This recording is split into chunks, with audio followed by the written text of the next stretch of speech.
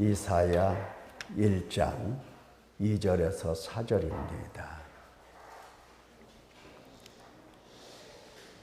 함께 봉독합니다. 하늘이여 들으라, 땅이여 귀를 기울이라. 여호와께서 말씀하시기를 내가 자식을 양육하였거늘 그들이 나를 거역하였도다. 소는 그 임자를 알고 나귀는 그 주인의 구유를 알건만은 이스라엘은 알지 못하고 나의 백성은 깨닫지 못하는도다 하셨도다. 슬프다 범죄한 나라요, 허물진 백성이요, 행악의 종자요, 행위가 부패한 자식이로다. 그들이 여호와를 버리며 이스라엘의 거룩하신 일을 만홀히 여겨 멀리하고 물러갔도다. 아멘.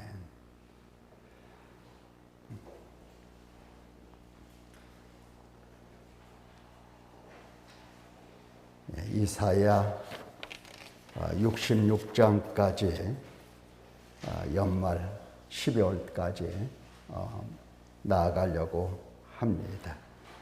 바빠졌습니다. 그래서 지금 다시 앞에서부터 그 중요한 돌다리를 짚어가면서 듬성듬성 뛰어가고 있습니다. 반드시 짚어야 될 그 다리가, 징검다리가 있습니다. 그게 무엇인가 하는 것들을 여러분들이 배워놓으면 나중에 스스로 이사야 성경을 읽을 때에 좀 쉽게 읽지 않을까 하는 생각을 갖게 됩니다.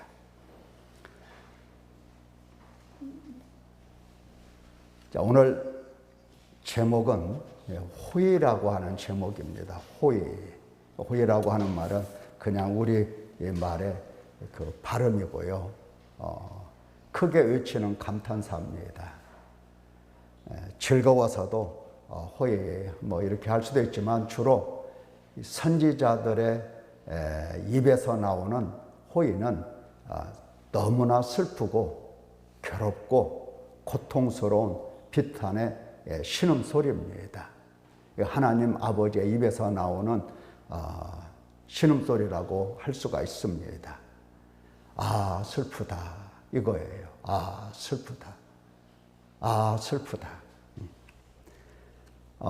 하나님께서 주로 홀로 계시면서 무언가 당신의 감정을 표현하실 때 슬프다 이렇게, 아, 슬프다 이렇게 말씀을 하셨는데, 만약에 아, 슬프다 하는 그 감정이 사랑하는 당신 백성들을 바라볼 때에는 슬프다 이것보다는 화 있을진저 이렇게 탄식을 하십니다.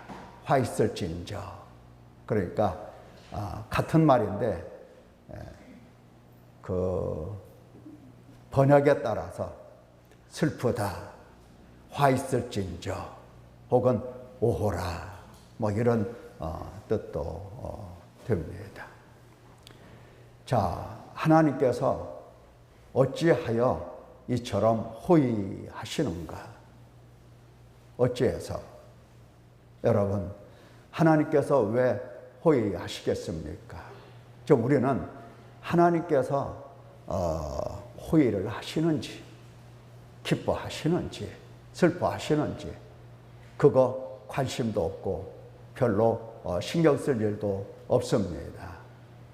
그것은 하나님과 사귐이 없고 하나님과 만남이 없다는 얘기입니다.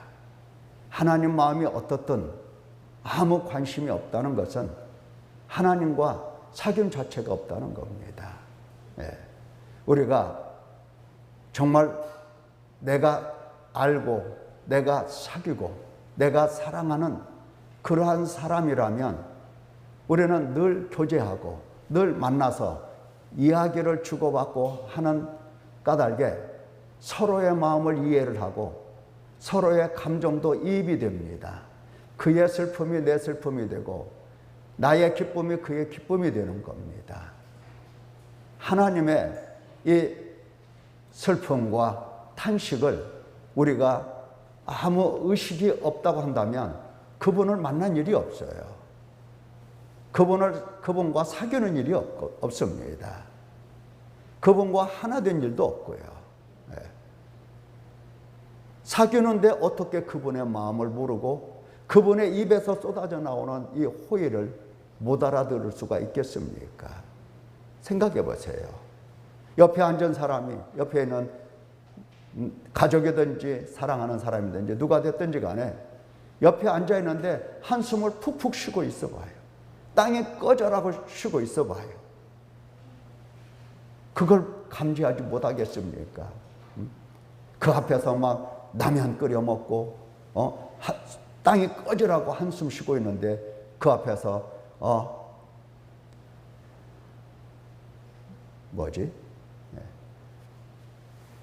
뽑기 이렇게 딱 바늘로 찍어서 뭐 이렇게 오징어 게임 그거 해서 야 신난다 했다 뭐 이렇게 하겠습니까?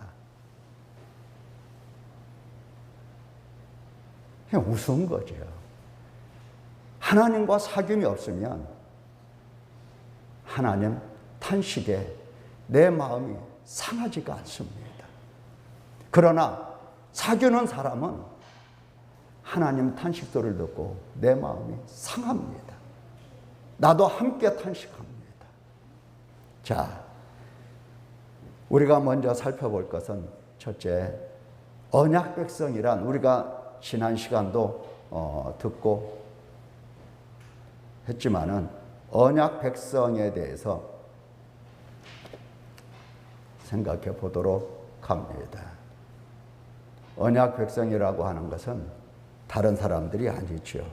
하나님께서 오셔서 창조하시고 지으시고 부르시고 말씀을 주시고 가르치시고 언제나 이 하나님의 손이 함께 있는 그러한 백성을 가리켜서 언약 백성이라 이렇게 말할 수가 있습니다. 그러니까 넓게 보면 이 땅에 존재하는 모든 사람은 하나님의 지으심 속에서 태어나기 때문에 사실은 하나님의 언약 아래에 있는 거예요. 그런데 그 중에서 하나님께서 특별히 당신의 이름과 영광을 위하여 지으신 하나님의 백성들이 있습니다. 따로 만드셨어요. 따로 창조하신 그 백성이 있습니다. 그래서 언약 백성이라고 할 때에 주로 그와 같은 사람들을 이야기하는 겁니다. 당신의 이름과 당신의 영광을 위해서 이름과 그 영광을 위해서 이렇게 따로 창조하셨기 때문에 하나님께서는 그가 어디서 태어났든지 이름이 무엇이든지 지금까지 어떻게 살았든지 어떤 악의 소굴에서 정말 그동안 살아왔든지 하나님께서는 이유 불문 다 덮어두시고 불러내시는 겁니다. 불러내셔서 하나님의 말씀을 가르치시는 겁니다. 생각해 보세요. 하나님께서 불러내셨다고 할 때에 두 번 다시 고칠 것 없는 그런 사람이라면 그냥 말씀 한마디 던져주면서 읽어봐라 했을 겁니다. 그런데 하나님께서 불러내셨다 하더라도 하나님의 특별히 지으심을 받았다 하더라도 그 사람의 일평생 살아온 습관이라고 하는 것은 사탄에게 매여서 그 권세 아래 엮여서 항상 욕심에 속해서 자기 중심적 욕구를 따라서 지금까지 살아왔고 지금도 그렇게 살고 있고 앞으로도 그렇게 살 가능성이 농후한 겁니다. 그래서 하나님께서는 그러한 모습을 보시면서 양육을 하십니다. 하루도 쉬지 않고 날마다 하나님께서 목표하시는 하나님을 닮은 하나님의 형상으로 회복하시기 위하여 그 사탄에게 배웠고 사탄에게 길들여져 있고 사탄에게 매여서 사는 모습, 모든 자세, 행동, 말, 생각 전부 다 사탄의 복사판인데 그것을 데려다가 불러서 하나님은 하나님의 말씀으로 양육하실 때 하나님은 삼위 하나님이 함께 일하시면서 그에게 그 말씀을 마음에 새겨주시고 그리고 그 말씀의 의미를 깨닫게 하시고 그러면서 회개하고 탄식하게 하시면서 길러내셔서 마지막은 하나님 형상을 담도록 그리고 하나님의 나라에 들어가서 정말 조금도 부족함이 없이 살도록 하나님께서 그렇게 양육을 하십니다. 이게 바로 언약 백성입니다. 언약 백성이에요. 사람 같으면 이렇게 좋은 뜻을 세우고 계획을 세웠다 하더라도 이거 못합니다. 하다가 중간에 포기해요. 안 되겠다. 저 인간은 도저히 안 되는구나. 안 되겠다 하고 포기를 합니다. 그런데 하나님께서는 포기가 없어요. 끝까지. 그래서 하나님은 전능하시다고 하고 지혜롭다 하시고 하나님께는 능치 못할 일이 없다고 그렇게 이야기를 하는 겁니다. 이 언약 백성이라고 하는 것은 하나님의 특별히 하나님의 이름과 영광을 위해서 지음을 받은 하나님의 백성을 뜻하는 말이 되겠습니다. 그래서 이사야 43장 1절에도 그렇죠. 야곱아 너를 창조했다고 합니다. 하나님이 창조하신 것은 어떻습니까? 그 천지 그러니까 하늘과 땅을 그 창세 때에 창조하셨는데 창조했다는 그 말씀을 다시 사용을 하고 계세요. 그때 사용하신 그 언어, 그 단어를 이제 야곱이라고 하는 그 백성들, 당신 언약 백성들에게 다시 사용하시면서 창조하셨다고 얘기를 합니다. 너를 창조하셨다. 그래서 지금 말씀하신다. 이스라엘아, 너를 지으신, 또 지었다는 얘기가 이 창조라는 말과 같은 말이죠. 지으신 이가 또 말씀, 계속 지으시고 말씀하시고 지으시고 말씀하시고 그렇습니다. 말씀 이렇게 너는 두려워하지 말라. 왜? 내가 너를 구속했다. 내가 너를 샀다 이 말이야. 샀다. 값을 지불하고 너를 샀다. 그러니까 지금 창조하셨다는 말씀과 구속했다는 말씀이 이게 비슷한 얘기예요. 너를 만들었다 이 이야기는 내가 값 주고 너를 샀다 그 말과 다른 말이 아닙니다. 같은 뜻이에요. 너를 구속했다. 내가 너를 지명하여 불렀다. 지명해서 너 한 사람 한 사람 하나하나 지명해서 불렀다. 너 나 모르지? 나는 너를 알아. 너는 내게 관심 없지? 나는 너에게 모든 마음과 뜻, 목숨까지도 다 내어놓고 너를 지목하고 너를 주목하고 너를 사랑하고 있는 거야. 너는 내 것이다. 너는 내 것이다. 너는 누구의 것이 아니야. 너는 이 세상에 살면서 내 것이야, 내 것. 사람도 하나님을 향해서 나의 하나님 이렇게 말을 많이 하죠. 나의 하나님. 너는 내 것이다 이렇게 말씀하시는 하나님의 마음과 하나님은 나의 하나님이십니다 라고 하는 마음이 서로 같으면 참 좋겠는데 대부분은 하나님을 나의 하나님 이렇게 말하고서는 그 다음에 손 벌립니다. 그런데 하나님은 너는 내 것이다 말씀하시면서 하나님의 형상으로 기르십니다. 우리는 이기적인 생각으로 하나님을 향해서 나의 하나님 이렇게 부르지만은 하나님께서는 자기 희생적인 그야말로 그의 행복과 그의 평안과 그의 생명을 위해서 하나님께서는 너는 내 것이라고 말씀하십니다. 그에게 생명을 주는 것은 결국은 하나님의 이름이고 하나님의 영광을 위한 겁니다. 네가 죽으면 나는 영광이 없어. 나는 영광이 없어. 너에게 생명이 없으면 나는 아무 가치가 없는 거야. 하나님께서 이렇게 여겨주시는 겁니다. 그래서 너는 내 것이라고 하시면서 내 것이기 때문에 하나님은 하나님의 그 형상으로 만들어 가시는 겁니다. 여러분, 이 언약 백성의 가치가 어떠한지 감이 오시지요? 언약 백성의 가치, 이 가치가, 존재 가치가, 생각해 보세요. 이 세상에서 어떤 피조물이라도 하나님의 형상을 닮은 피조물은 없습니다. 천사, 우리가 동경도 하고 참 내가 천사라면 얼마나 좋을까 그런 생각도 하죠. 천사조차도 하나님의 형상으로 지음받은 존재가 아니에요. 이 세상의 피조물 중에서 유일하게 하나님의 이 형상을 닮은 피조물은 사람밖에 없어요. 인간밖에 없어요. 인간밖에 없습니다.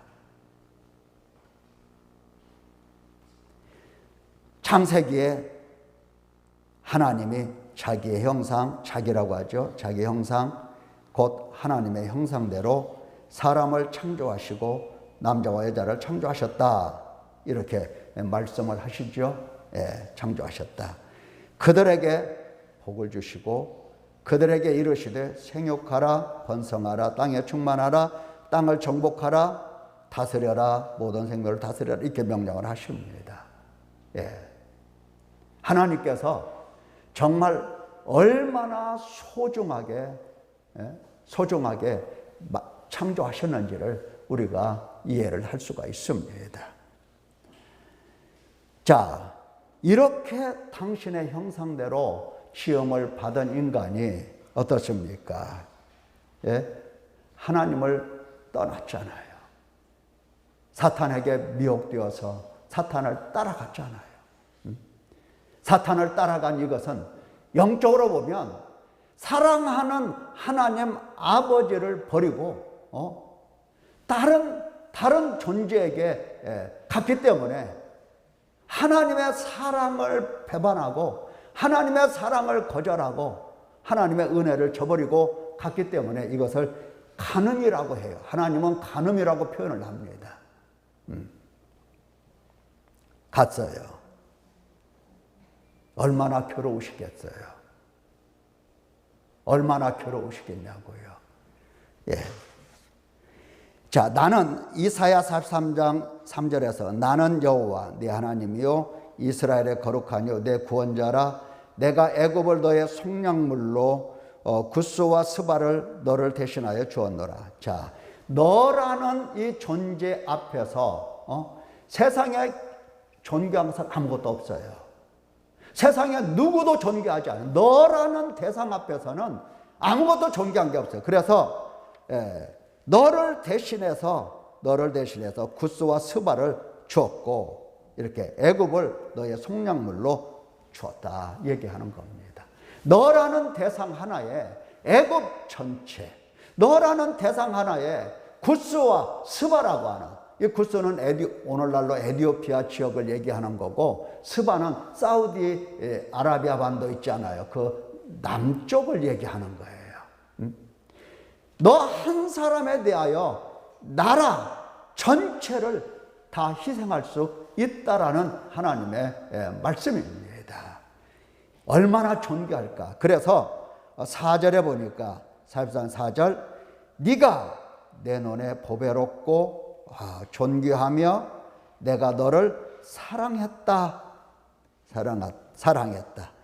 그래서 내가 내 대신 사람들을 내어주고 백성들이 내 생명을 대신할 거다. 이렇게 하나님 말씀하십니다.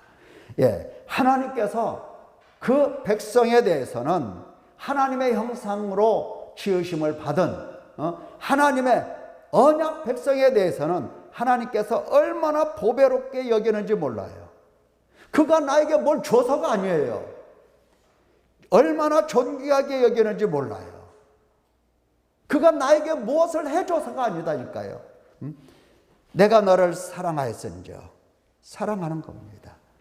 이만큼 하나님은 당신의 택하신 백성에 대해서 정말 세상에 둘도 없는 존재로 보고 계시는 겁니다.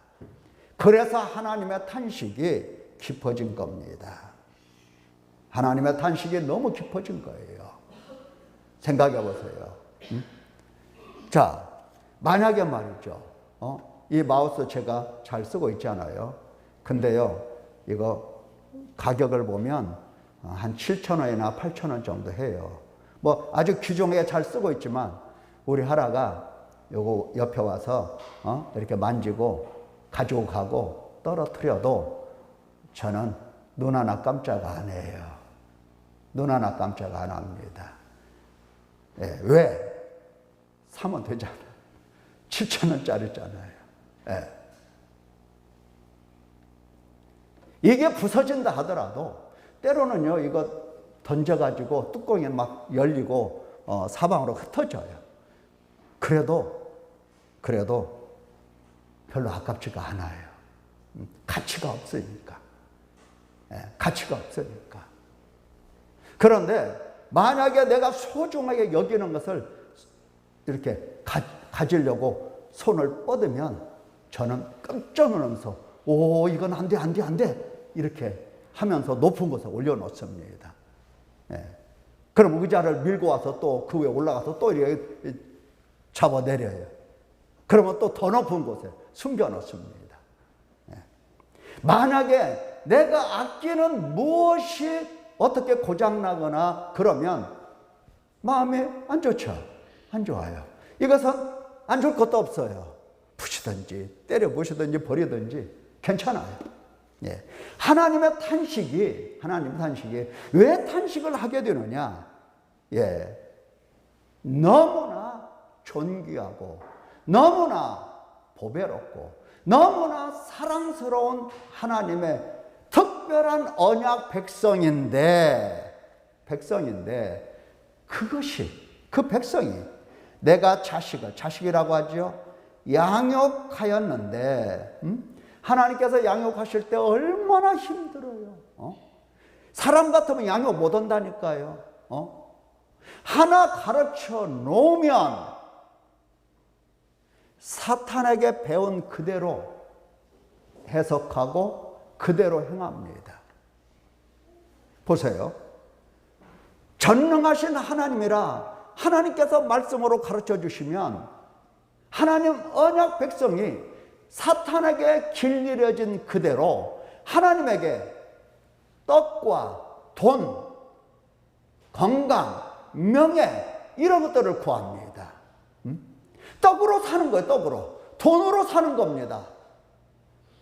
하나님께서 무엇을 가르쳐주면 하나님의 마음, 하나님의 말씀 그 뜻대로 헤아려 알아듣는 게 아니라 사탄이 세뇌시킨 대로 하나님을 그 시각으로 바라보는 겁니다.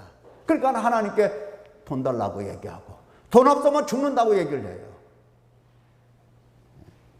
그러니 하나님께서 얼마나 괴로우시겠어요. 양육했는데 어떻습니까? 하나님을 늘 거역해요. 거역하고 어떻습니까? 알지 못하고 깨닫지 못하는 겁니다. 그래서 하나님은 하늘과 땅을 불러서 이게 언약의 고발이라고 얘기를 할 수가 있어요. 하늘과 땅을 불러서 하나님이 고발하시는 거예요. 슬프다. 슬프다. 범죄한 나라다. 하나님께서 이거 이렇게 말씀하셨을 때는 작정하고 하신 말씀이에요. 사람도 아무리 자기 자식이 말을 듣지 않는다 하더라도 저 범죄한 놈 그렇게 말하지 않아요. 허물진 백성 이렇게 말하지 않아요. 자기 자식을 가리켜서 저놈은 행악의 종자야, 이런 말 하겠습니까? 부모가. 사람도 안 해요. 사람도 안 하는데 하나님께서 하신다 이 말이에요. 얼마나 그 괴로움이 격심하면, 하나님께서 얼마나 괴로우시면 이런 말씀을 하시냐 이 말이에요. 행위가 부패한 자식이다. 자, 왜 여호와를 버리고, 그러니까 하나님을 버리고 하나님을 거역하고, 그러니까 하나님을 거역하고 하나님을 버리고 이스라엘의 하나님을 가볍게 여기고 멀리하고 물러갔다. 이거 누가 이렇게 이런 짓을 했습니까? 누가 이러한 짓을 했어요? 누가? 바로 사탄입니다. 사탄. 하나님께서 하나님이 이름과 영광을 위해서 사탄을 지은 건 아니지만 이렇게 천사로 만들어 놨는데 이게 어떻습니까? 거역해요. 하나님을 멀리, 하나님을 버려요. 하나님을 가볍게 여겨요. 하나님을 욕되게 해요. 사탄이 그랬어요.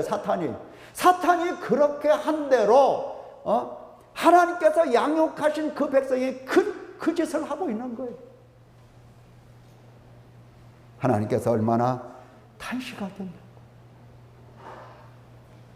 자, 그 모습을 보면 죄와 허물입니다. 언약 백성들의 죄와 허물, 또 언약 백성들의 양육하시는 아버지에 대한 무지 속에서 이런 짓을, 또 언약 백성의 하나님 앞에서 우상 숭배, 이런 것들이 다 죄입니다. 우상 숭배.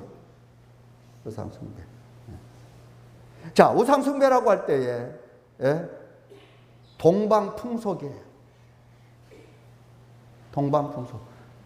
동방풍속이라고 하는 것은 잘 사는 나라들, 잘 사는 사람들 어떻게 사는가 봤더니 꼭 그렇게 살더라. 그래서 따라가는 겁니다. 블레셋 사람 같이 점을 치고, 그리고 이방인과 더불어 언약하다. 이방인과 더불어 손잡고 언약한다는 것은 이방인과 똑같이 산다는 겁니다. 하나님이 있으나 없으나 똑같이 살아요. 똑같이. 하나님을 믿는 사람과 하나님을 믿지 않는 사람이 똑같다는 거예요. 똑같다.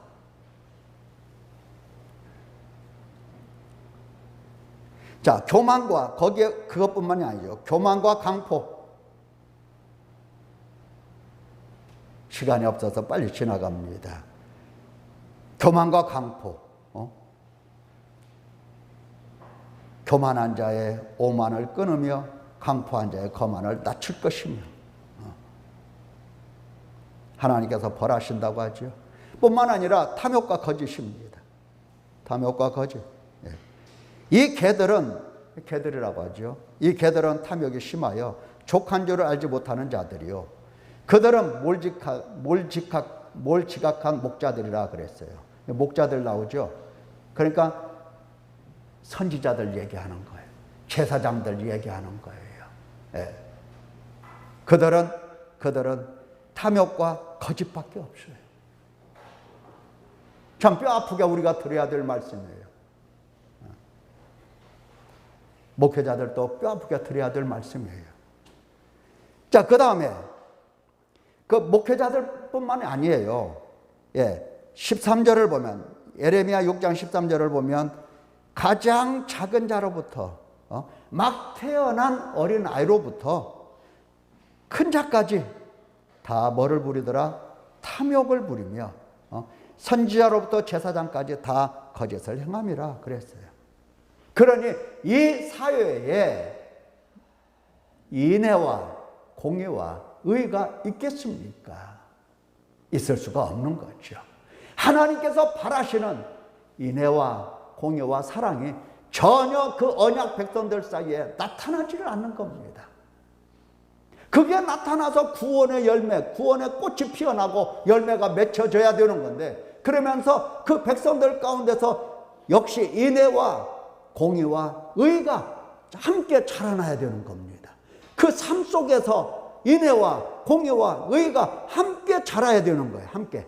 그래서 이방 사람들과 같아지는 게 아니라 전혀 다른 삶의 모습을 가지게 되는 겁니다. 이방인들이 보고 아, 저거는 우리의 빛으로구나 이렇게 깨달을 수 있도록 보도록 하나님이 원하시는 건데 어떻습니까? 없어요. 인애도 없고 공의도 없고. 그래서 여기 보면은 인애와 공의와 의를 저버렸다고 하나님이 말씀을 하십니다. 신실하던 성읍이 창기가 되었다. 정의가 충만하였고 공의가 그 가운데 거했더니 이제는 살인자들 뿐이로다. 예, 도둑과 짝하고 뇌물을 사랑하고 약자에 대해서 신원하지 아니하고 송사를 수리하지 아니하고 약자에 대해서. 예, 그래서 하나님은 슬프다 하시는 겁니다. 슬프다. 호의 하시는 겁니다. 호의. 예. 호의. 자, 하나님의 이 슬픔이 계속 이어져요. 이 백성은 내가 나를 위하여 지었나니 나를 찬송하게 하려 함이라. 찬송하게. 그러나 야곱아 너는 나를 부르지 아니하였고 이스라엘아 너는 나를 괴롭게 여겼으며 괴롭게 여겼으며. 찬양대 찬양하면서 아유 괴롭다는 생각 안 들어요? 큰일 나는 겁니다. 너무 복된 일이에요. 알았죠? 복된 일입니다. 괴롭게 여겼으며 번제의 양을 내게로 가지고 오지 아니하였고 나를 공경하지 아니하였느니라. 예. 너는 나를 위하여 돈으로 향품을 사지 아니하고 희생의 기름으로 나를 흡족하게 하지 아니하고. 이제 하나님의 탄식하는 소리를 잘 보세요. 내 죄짐으로 너의 죄짐으로 나를 수고롭게 하고 너의 죄악으로 나를 괴롭게 했다라고 하나님 말씀하십니다. 예? 괴롭게 했다. 괴롭게 했다. 그러니까 하나님은 항상 괴로우신 거예요. 그리고 항상 탄식하는 겁니다. 너의 죄짐으로 나를 수고롭게 했어요. 얼마나 수고로운지 몰라.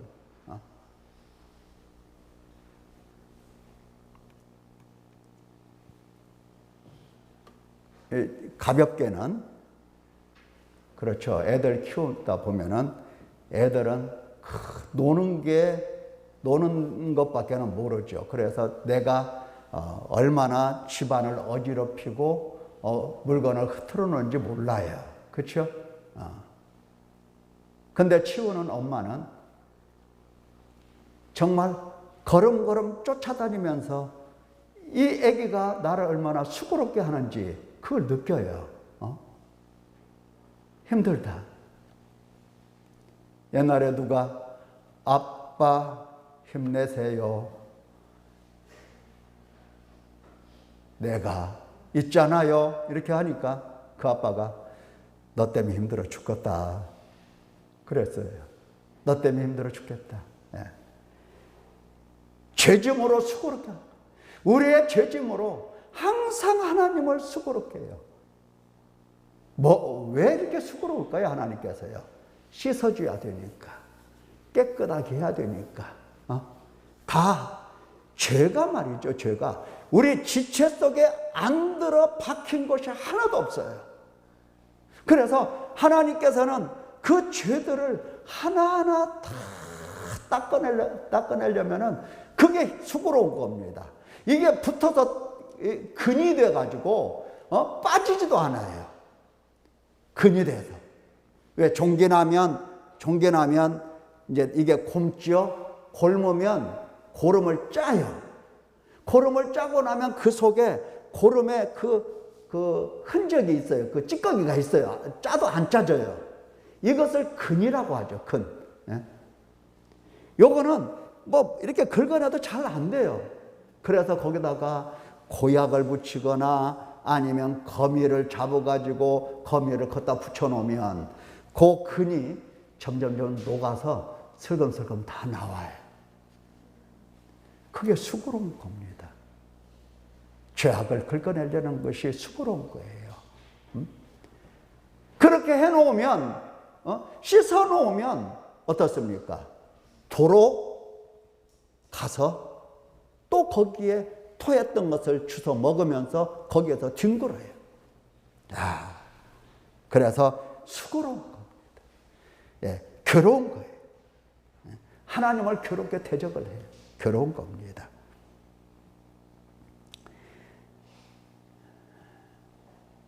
시간이 좀 갔네요.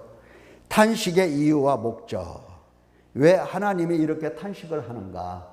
여러분 생각해 보세요. 말 안 듣고 그러면은 그냥 딱 때려서 치워버리면 되잖아요. 하나님은. 말 안 들으면. 그냥 돌 갖다가 다시 만들면 되잖아요. 흙으로 다시 뭉쳐서, 그 숨을 불어넣고 다시 사람을 만드시면 되잖아요. 근데 하나님께서는 탄식해요. 안 하세요. 할 수 있지만 안 하세요. 예. 그리고 탄식하십니다. 자, 탄식하는 이유와 목적을 보면은 그렇습니다. 내가 손을 펼 때에 내가 내 눈을 너희에게서 가리고 그랬어요. 가리고 많이 기도할지라도 듣지 아니하고 뭐 이렇게 돼 있어요. 잘 생각해 보세요. 사실은 하나님께서 당신 백성이 손을 내밀면 하나님께서는 왜? 그랬어? 이러시면서 달려와서 그 손을 붙잡아 주시려고 하신 겁니다. 네. 하나님께 기도하면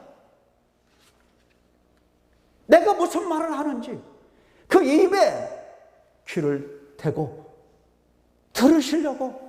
들어주시려고 하나님은 원래 그렇게 계획을 하신 거예요. 원래. 이게 무슨 의미냐?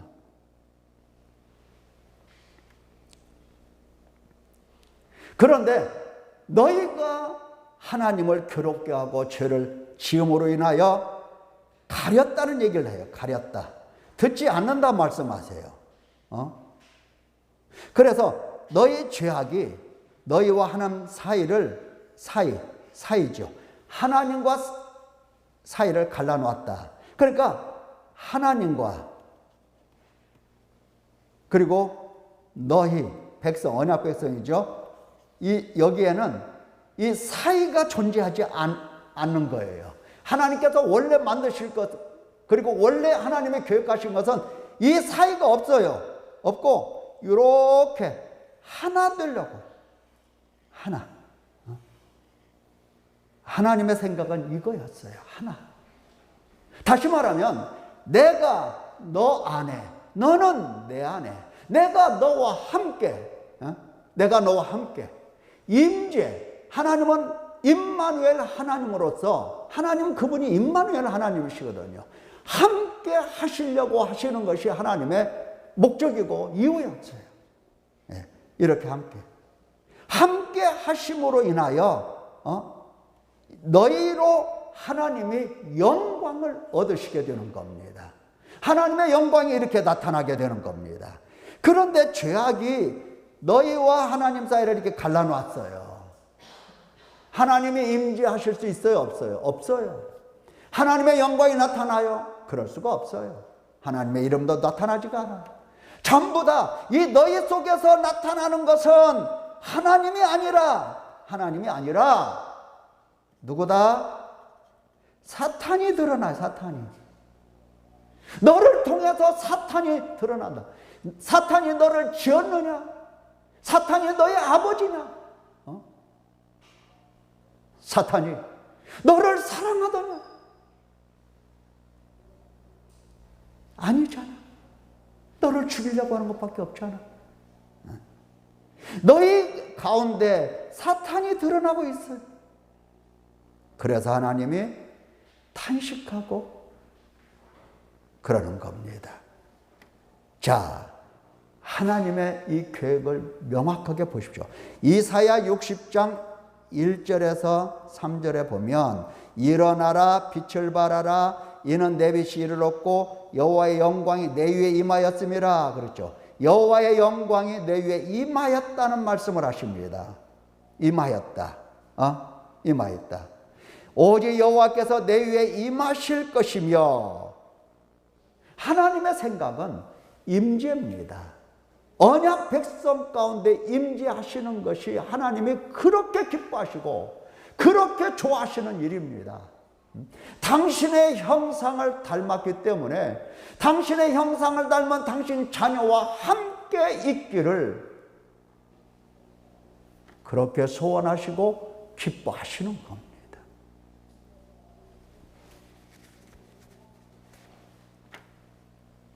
자식 낳으셨죠? 낳으셨을 거예요. 어떻습니까? 자식이 이쁘면은 그냥 자식하고 함께 하려고 해요. 뭐든지 그냥 함께 하려고 해요. 무엇을 하든지 함께 하려고 해요. 너무 이쁘니까. 그렇죠? 근데 자식들은 어때요? 늙으면 어때요? 늙으면 냄새 난다고 하고, 고리타분하다고 하고, 구세대라고 하고, 모른다고 하고, 구박하고 그러잖아요. 예. 그래서 62장 4절에 보면은 다시는 너를 황무지라 부르지 아니하고, 너를 뭐라고 부른다? 헵시바로 부른다. 헵시바. 너를 헵시바. 그리고 네가 사는 땅을 뷸라라 이렇게 하신다 그랬어요. 헵시바, 뷸라. 많이 들어봤죠? 예. 헵시바라고 하는 것은 여호와께서 너를 기뻐하실 것, 이거예요. 헵시바 뭐다? 여호와께서 너를 기뻐하실 것이다 이 말이죠. 그리고 너의 땅, 이스라엘 땅이죠. 땅. 하나님의 백성이에요. 결국은 땅도. 하나님 백성, 결혼이에요. 결혼. 너는 내 아내다 이거예요. 내가 너와 결혼했다. 너는 내 아내다. 뷸라예요. 뷸라.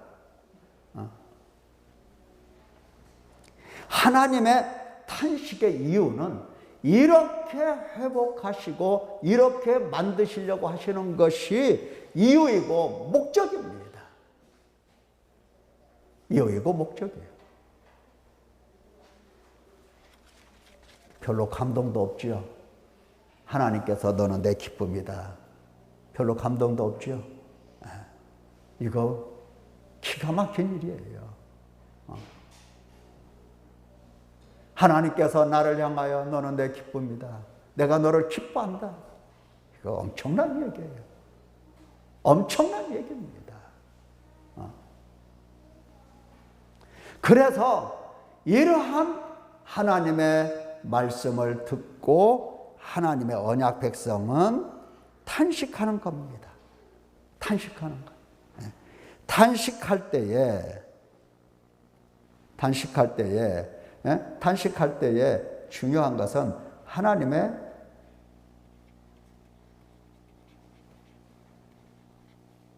사랑, 긍휼, 자비, 자, 이와 같은 일들을 바라보는 겁니다. 하나님을 바라보는 거예요. 탄식할 때 꼭 중요한 것은 하나님의 이것을 바라보는 겁니다. 은혜. 이걸 바라보는 거예요. 바라보면서 하나님 앞에서 우는 겁니다. 자, 이사야 57장 15절에서 19절. 우리가 이사야 본문 1장을 읽었는데 벌써 어디까지 왔어요? 57장 15절까지 왔어요. 아까 62장까지도 왔어요. 끝까지 다 온 거예요, 우리가. 끝까지. 자, 하나님께서 어디 계시는지 잘 보세요. 그렇게 하나님과 너희 사이에 하나 되기를 원하시고, 하나 되기를 원하시고, 너희 안에 계시기를 원하시는 하나님이 어디 계시는가 잘 보세요. 예. 지극히 존귀하며 영원히 거하시며 거룩하다 이름하는 이가 하나님이죠. 하나님이 이와 같이 말씀하시되 내가 높고 거룩한 곳에 있으며 1번 내가 높고 거룩한 곳에 있으며 하나님 어디 계신다? 높고 거룩한 곳에 거하시는 분이세요. 원래 하나님은. 그래서 하나님은 높고 거룩한 곳에 계세요. 아무데나 계시는 게 아니에요. 그런데 하나님께서 두 번째 계신다는 곳을 보니까 물론 교리적으로 보면 하나님이 아니 계신 곳이 없고 무소부재라고 하잖아요. 아니 계신 곳이 없는데 그러나 하나님께서 말씀하신 바는 내가 높고 거룩한 곳에 있으며 또한 통회하고 마음을 찢어서 회개하는, 애통하고 탄식하고 슬퍼하는, 통회하고 마음이 겸손한 자와 함께 어떻게 한다? 있나니. 그래서 있나니. 예? 있나니. 이는 겸손한 자의 영을 소생시키며 통회하는 자의 마음을 소생시키려 함이라 그랬어요. 자, 하나님은 첫째 어디 계신다? 높고 거룩한 곳에. 두 번째는 어디 계신다? 통회하고 마음이 겸손한 자. 그러니까 통회하면서 회개의 열매를 맺어가는 자, 거기에 함께 계신다 그 말이에요. 하나님은. 사람이 하나님을 만날 수 있는 유일한 길은 둘 중에 하나예요. 지극히 높고 거룩한 곳에 올라가든지 아니면 통회하고 회개의 열매를 맺든지. 인간이 가능한 것은 어디밖에 없어요. 지극히 높고 거룩한 곳으로 올라갈 수 있어요, 없어요? 그것은 절대 불가능해요. 절대 불가능해요. 할 수 있는 것은 뭐냐? 통회하는 거예요. 통회하는 거. 이 통회도 사실은 통회하고 우리 스스로 통회하는 것은 아니에요. 아까 하나님의 사랑, 긍휼, 자비, 은혜 이것을 하나님이 보여주신다고 그랬죠. 그 앞에서 한다고 그랬어요. 하나님께서 은혜를 보여주시고 당신 존재를 보여주실 때에 우리에게 죄를 가르쳐 주시고 죄를 깨닫게 하십니다. 이건 성령이 하시는 일이에요. 성령이. 그러면 그 앞에서 탄식하는 거예요. 자, 하나님께서 내 마음속에 찔림을 주세요. 탁 찔러주세요. 검으로. 말씀의 검으로. 무슨 마음이 무슨 두부같이 연하고 뭐 부드러워서 하나님의 칼로 푹 찔러면 푹 두르고 쪼개지고 뭐 이런 게 아니에요. 돌같이 굳은 마음이어서 딱 찔러면 찔끔 이 정도밖에 안 돼요. 내 마음이 그래서요. 그러면 하는 그것을 무시하지 말고 버리지 말고 하고 조금 느꼈던 그 찔림을 가지고 하나님 앞에서 앉아서 혹은 엎드려서 그 마음을 가지고 하나님 앞에서 울어보는 거예요. 울어보는 거. 찔끔 갖고는 눈물이 나겠어요? 그러나 그것을 무시하지 말고 찔끔 찔렸는데 아이고 은행 갔다 와야 하는데 찔끔 찔렸는데 벌써 드라마 볼 시간이네.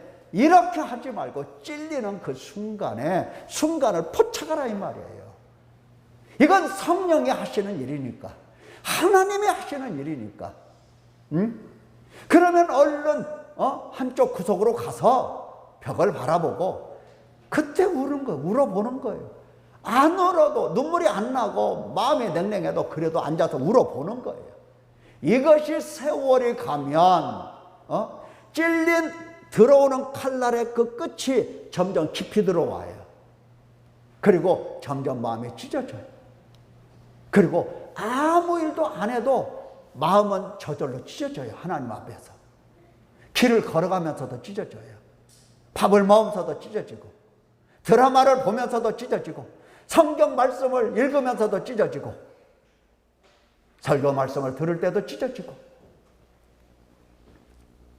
하나님의 탄식과 더불어 하나님의 언약 백성이 함께 탄식을 해야 하나님과 인간 사이는 비로소 이제 사귐이라는 것이 이루어지고 교제가 이루어지고 한 공동체 안에서 하나라는 이 존재감, 일치감이 일어나게 되는 것입니다. 하나님께서 통회하는 자의 마음을 소생시키시고 영을 소생시키시는 그 복을 받게 될 것입니다. 예, 하나님께서 반드시 얘기하시잖아요. 뭐라고? 18절에 보니까 내가 그의 길을 보았어. 그의 길을 보았어. 그가 어떤 길로 걸어가고 있는지를 내가 보았어. 하나님께서 보고 어떻게 하시겠어요? 그를 고쳐준다 이 말이에요. 어떻게든지 내가 고쳐놓겠다는 겁니다. 내가 그를 고치겠다. 계속해서 하신 말씀이에요. 그래서 이사야 64장을 보면 진짜 우리라는 공동체가 나타나요. 우리는